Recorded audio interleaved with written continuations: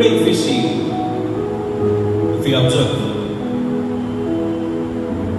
దేవుడి దగ్గరికి వస్తున్న వాళ్ళందరూ కూడా అవసరం తీరాలని, కష్టం తీరాలని, నష్టం నుండి విడుదల పొందాలని, ఆర్థికమైన సమస్యల నుండి దేవుడు విడిపించాలని.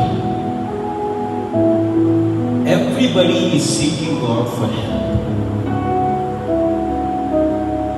ప్రతి ఒక్కరు కూడా దేవుడి దగ్గరికి వచ్చేది ఏంటంటే, నా అవసరం తీరాలి, నా అవసరం తీరాలి, నా సమస్యలు తీరాలి, నేను అనుకున్నవి దేవుడు నాకు కలగజేయాలి అనే వస్తున్నాం తప్ప,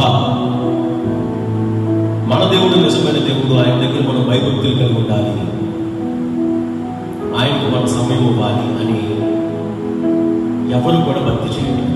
ఎవరు కూడా ఆయన దగ్గరికి రాగలేదు.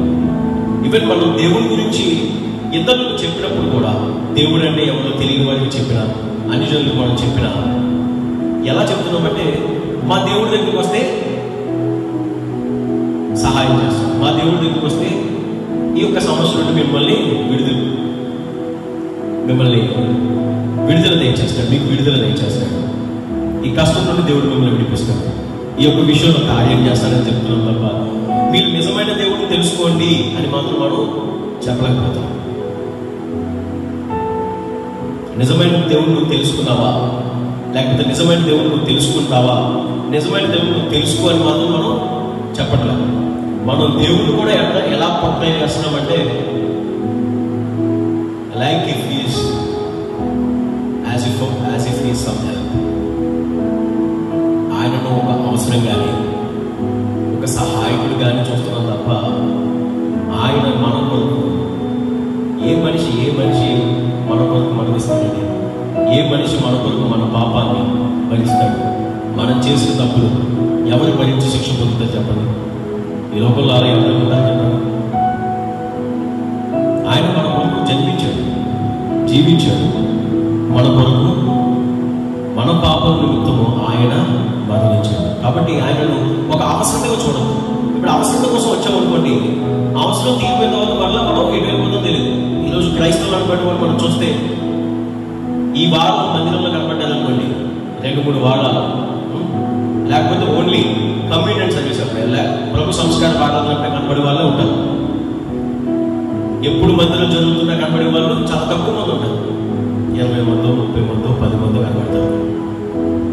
అదే ప్రతి బల్లారాధన ఎంతమంది కనపడతారు, క్రిస్మస్ అనుకోండి ఎంతమంది కనపడతారు. కాబట్టి అవసరం తీరాలని కనుక మనం వస్తే, అవసరం తీరిన మళ్ళీ దేవుడు మనం పట్టించుకోం.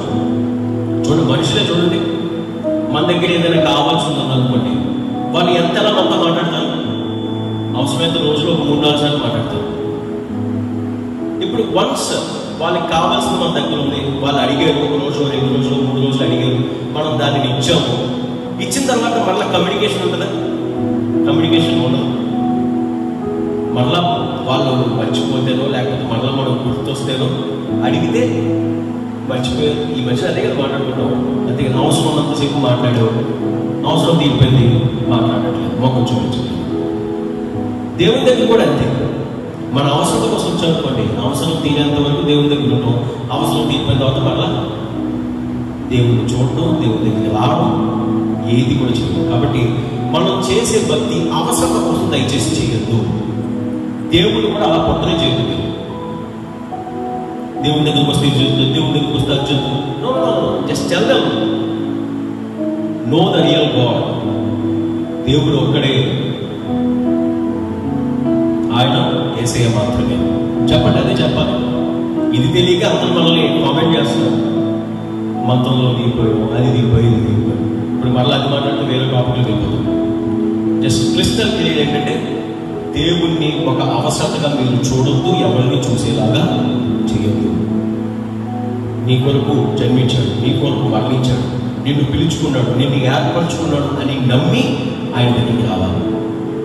అవసరం కోసం, అది దాని కోసం, దీనికోసం, అస్తమానికి దీనికోసం చేస్తే ఇంకెక్కడండి దేవుడికి ఇష్టంగా మనం జీవించేది? ఇంకెక్కడ మనం ఆత్మతో సత్యంతో దేవుడిని ఆరాధించేది? కాబట్టి అవసరం కోసం మాత్రం దయచేసి రావద్దు. దేవుణ్ణి ఒక అవసరతలాగా, యాజ్ ఏ హెల్పర్గా ఎవరు కూడా పొట్రే చేయండి. ఎవరికి దేవుడు అంటే తెలియని వారికి.